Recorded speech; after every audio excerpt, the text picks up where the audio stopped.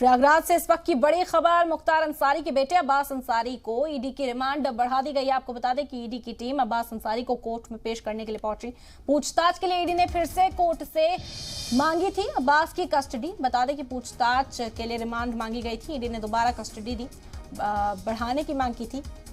ये बड़ी खबर है इस वक्त की, आप तक पहुंचा रहे हैं प्रयागराज से। मुख्तार अंसारी के बेटे अब्बास अंसारी की ईडी से रिमांड बढ़ गई है। ईडी की टीम ने अब्बास अंसारी को कोर्ट में पेश किया।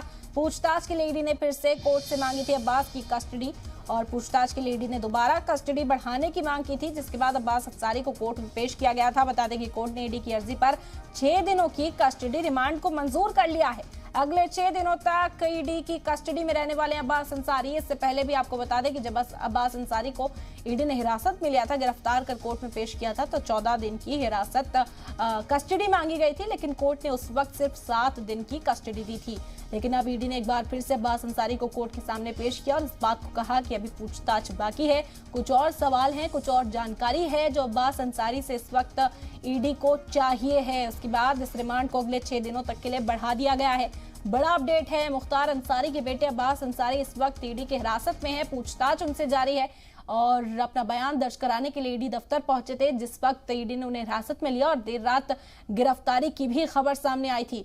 कोर्ट में पेश किया गया था, 7 दिन की कस्टडी में उन्हें भेजा गया था और ईडी ने आज कोर्ट के सामने एक बार फिर से अब्बास अंसारी को पेश किया और इस कस्टडी को बढ़ाने की मांग की, जिसके बाद कोर्ट ने 6 दिनों की कस्टडी बढ़ा दी है। बता दें कि इस कस्टडी रिमांड को मंजूर कर दिया है जो ईडी की ओर से पेश की गई थी, यानी अगले 6 दिनों तक ईडी कस्टडी में ही अभी अब्बास अंसारी को रहना होगा। कुछ और सवाल हैं जिनके जवाब अब्बास अंसारी को देने होंगे।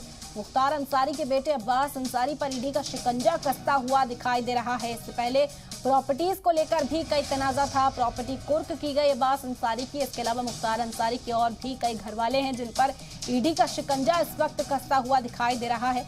चाहे मुख्तार अंसारी की अहलिया की बात करें या फिर उनके भाई, सभी इस वक्त ईडी के घेरे में हैं और अब्बास अंसारी को कोर्ट में पेश किया गया। 6 दिन ईडी ने कस्टडी मांगी थी, जिसे कोर्ट ने मंजूर कर दिया है।